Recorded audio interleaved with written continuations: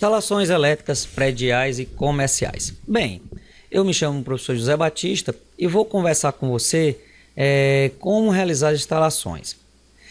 Esse curso é desenvolvido basicamente para engenheiro civil, engenheiro mecânico e arquitetos, ou qualquer outra profissão de engenharia que não seja engenharia elétrica e que esteja envolvido com instalações elétricas, prediais e comerciais. Os técnicos também podem participar desse curso, já que a gente vai usar uma linguagem um pouco mais simplificada para o entendimento da engenharia elétrica para esses segmentos não engenheiro eletricistas. Mas pode um engenheiro eletricista seguir o curso? Pode, não tem problema nenhum, porque o curso visa ser mais prático possível.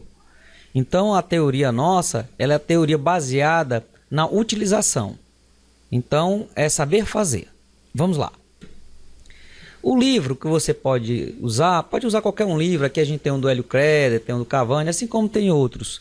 Qualquer livro desse já dá conta do recado em termos de instalações. Agora tente comprar sempre um livro mais atualizado possível, porque aí você está no ambiente de acordo com as normas, tá bom? Vamos lá. Então, CEP, Sistema Elétrico de Potência.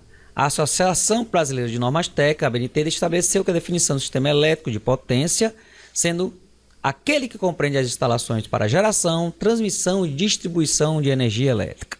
Então, nós temos aí a estrutura do CEP pode ser dividida em 3 blocos: a gerando energia, transmitindo energia e distribuindo energia, como mostra essa figura. Então, eu tenho uma geração de energia que pode ser eólica, solar, térmica, hidroelétrica. Eu tenho aqui uma empresa pública ou privada que gera energia. Mas os centros de distribuição residenciais, comerciais e industriais, eles são um pouco distantes da geração. Então a gente precisa transmitir energia. Ao transmitir energia, nós entregamos então a uma concessionária de energia. No caso do Ceará, em 2020, a Enel, ok? Então, essas empresas, a empresa de geração, a empresa de transmissão e a empresa de distribuição podem ser, hoje em dia, atualmente no Brasil, 3 empresas diferentes, ok? Chegou agora o relacionamento das instalações elétricas prediais e comerciais é com relação à concessionária. As normas de instalação que devem ser utilizadas deve ser a da concessionária local.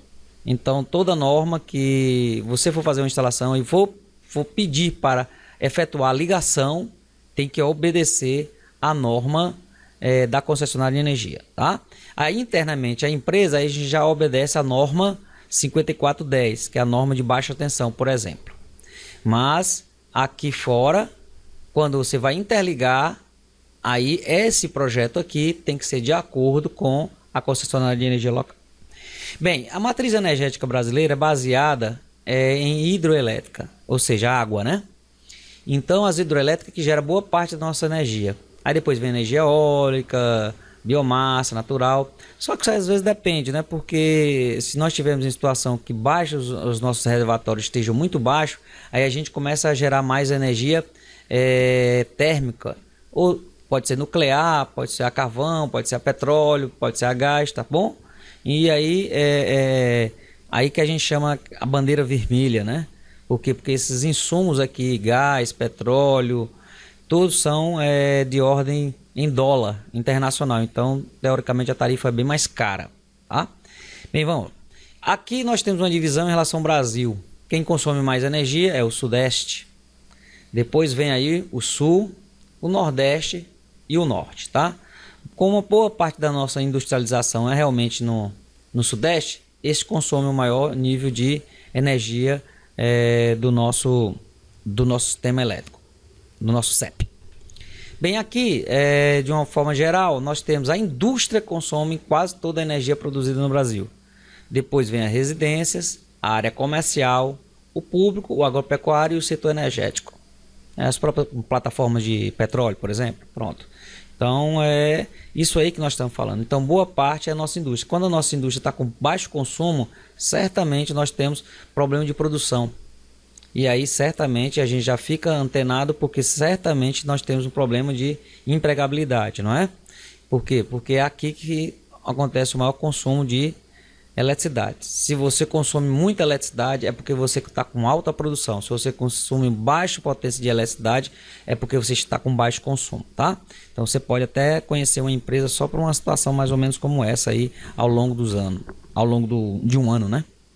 Bem, aqui nós temos um sistema de transmissão de energia elétrica. É muito importante você entender que hoje o nosso sistema elétrico está interligado. Olha só, o sul está interligado com o sudeste, que está interligado com o norte, que está interligado com o nordeste. O que acontece? Quando você precisa de energia para cá, ó, o sudeste manda energia para o nordeste.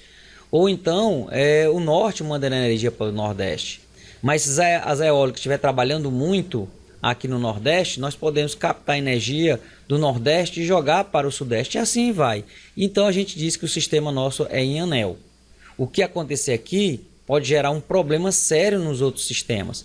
Por isso, quando a gente dá um blackout muito grande, não só afeta uma região, pode afetar todo o Brasil. Por quê? Porque o sistema é interligado. Ok? O sistema de geração de energia trabalha em 13.800 volts, ou 3.8 kV. A gente vai conversar sobre isso mais à frente, o que é nível de tensão, tá? Mas só para você, isso aí você sabe, no Sudeste mais ou menos, o Bahia, em alguns estados, nós temos 127 volts. No Nordeste, 220 volts, isso nas residências. Aí na indústria nós temos 380 volts, 440 volts, isso é a nível, vamos dizer assim, de norma, né? Mas na indústria também tem 660, tem 2.300 volts. Não se preocupe não, que você vai entender o que é esse tal de volts, ok? Bem, vamos lá. Como é que a tensão aí em baixa tensão no mundo, né? Baixa tensão a gente diz que é abaixo de 2.300 volts. E a gente sabe que tensão é o que tem na nossa tomada. A gente já qual é a tensão que está na tomada? 220 volts, se for lá no Sudeste, 127 volts, tá? Então, que a gente vai saber o que é isso, que é a diferença de potencial, mas teoricamente no mundo tá assim, em baixa tensão. Olha só, olha aqui, boa parte é 220, 240, 100, 127, ó, tem aqui, ó, bastante, que é os Estados Unidos, tá bom? Por isso é que no Brasil nós temos duas vertentes. Alguns estados, como Acre, ó, 220, 127, Alagoas, 380, 220, né? Ceará, 380, 220, São Paulo, 220, 127. Por que esses dois níveis de tensão existem no Brasil? Porque quando a gente começou a trabalhar, nós começamos a trabalhar com a parte dos Estados Unidos. Os equipamentos vinham de lá, então lá é 127. Depois descobrimos que vocês vão conversar comigo que quanto mais baixo o nível de tensão elétrica, maior é a corrente. Então nós percebemos que se a gente tem uma tensão em 220 em vez de 127, o fio que alimenta a sua casa é mais fino e o cobre é caro. Então fica mais interessante a gente trabalhar com 220. Bem, de qualquer forma, no Brasil, oficialmente, qualquer instalação nova que se vai fazer, subir um estado novo e não tem ninguém lá, aí você vai começar a desbravar, aí tem que ser 380/220, tá ok? Então, partido novo é 380/220. Bem, aqui o que a gente chama de curva de carga, ou curva de consumo, quando você queira. Toda indústria, todo comércio, tua residência, você tem um consumo de energia variável com o tempo. Tá certo? Não é uma linha reta. Tem hora que... Isso aqui é de uma empresa, ela é bastante constante. Mas, por exemplo, tem outras empresas que dá 12 horas, ó, o consumo vai lá para baixo, porque o pessoal está almoçando, tá? Então, se fosse um de nível público, quando chega aqui umas 5h30, ó, cai lá para baixo, vai caindo, tá ok? Então, isso é uma curva de carga. Então, na verdade, é o consumo de energia elétrica que um cidadão tem ao longo das suas 24 horas, tá bom? Bem, aqui nós temos as maneiras da CEP, Sistema de Elétrica de Potência, entrar na sua residência, entrar no seu comércio. Nós temos aqui, ó, um edifício que é alimentado por um transformador, que a gente vai entender o que é isso aqui, que tem tensões aqui de 13.800 volts e sai aqui embaixo, sabe quanto? o tal do 220, 380. A gente vai entender o que é o sistema monofásico, trifásico mais à frente. Mas de qualquer forma é assim que entra. Saiu daqui, ó, vai lá para um quadro elétrico de medição, ó, do seu prédio. Olha só, cada medidor desse vai para um apartamento, tá ok? Mas também pode ser um conjunto de lojas. Então isso aqui é uma entrada de energia elétrica. A outra jeito de entrada, olha só, é o que a gente chama de uma subestação. Pode ser uma universidade, por exemplo. Você vem aqui com 3.800 volts, aí desce o cabo, aí o cabo vai embora, chega no tal de subestação. Aí a gente tem que entender, porque a gente tem que entender o que é a área, qual é o tamanho disso, principalmente para os arquitetos e os engenheiros civis, tá certo?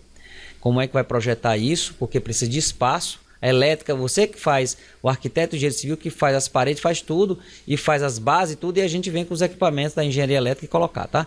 Então isso aqui é uma subestação, vai o cabo aqui, aí tem um transformador aqui, ó, sai de 13.800 volts, reduz para a tensão que está trabalhando nos nossos quadros elétricos, 220.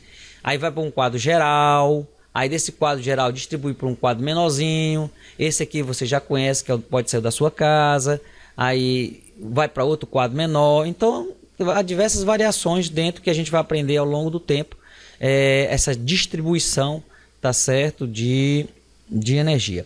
Tem aqui também um outro jeito, ó, aqui vem, aí o cidadão, isso aqui é um medidor de energia, tá?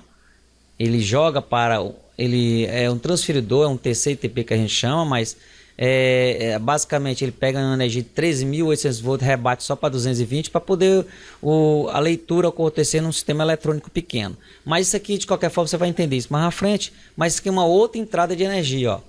Olha só, ela sai daqui, entra, vai lá para baixo e entra num quadro desse vamos supor, dessa empresa. Então aqui, lembre-se, agora umas vezes a gente vai conversar que tem horas que o cliente paga essa estrutura e tem horas que quem paga é a concessionária de energia.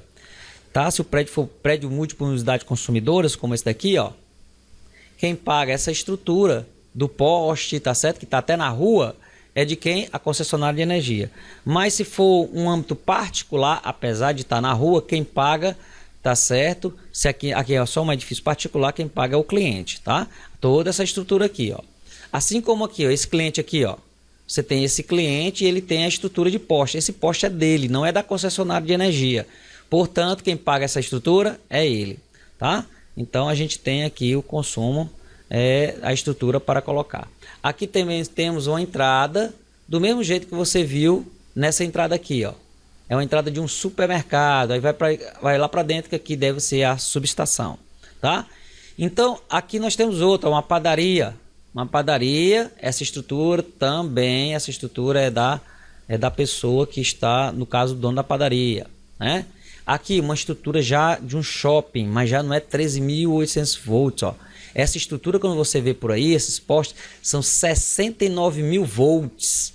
Aí quando chega lá, que reduz para 220, 380 e distribui, tá certo? Ou 3.8 também se distribui, tá? Então aqui já é um nível de tensão maior. Tem alguma particularidade de eu trabalhar com nível de tensão maior ou menor, como esse aqui é 13.800, aqui é 3.800, ó. Aqui no caso do estado do Ceará, 3.800, 3.8, mas a gente também tem 69. Qual a diferença? Bem, sempre que você puder trabalhar com 69, 230, 1.000, né, que tem, toda vida que a nível de tensão vai se elevando, as tarifas de energia elétrica elas vão ficando mais baratas. Tá certo? Por quê? Porque a gente necessita de menos fio. Aonde o nível de tensão é maior, a corrente é menor e o cabo é mais fino. Tá certo? Então, por isso as concessionárias de energia, isso é uma lei federal, dá incentivo para quem trabalha com nível de tensão mais elevado. Apesar dos investimentos da subestação ser também maiores, tá? Mas compensa sim você ser alimentado por um nível de tensão maior, tá? Então vamos lá para outra vertente aqui. Aqui, ó. Isso aqui é um PMUC, um prédio de múltiplas unidades consumidoras. Normalmente a gente vai observar esses limites de quem funciona, mas cada medidorzinho desse, ó, vai para uma... pode ser um conjunto de loja para advogado, contador. Então isso aqui é um PMUC, Um PMUC, quem tem que arcar com o PMUC é a concessionária de energia, a energia até aqui, tá? Até o quadro geral dela, sem ônus para o cliente. Aqui um outro, ó, um outro transformador, esse transformador é de quem? Da concessionária de energia, porque aqui é um PMUC, é um prédio, como eu disse para vocês, é advogado, contador, odontólogo e por aí vai. Aqui também, ó, um outro jeito também, quem arca com essa despesa aqui é, no caso aqui, um local de várias pequenas cômodos, né, para alugar para estudante, tipo estudante. Então aqui a gente tem aí, tá certo?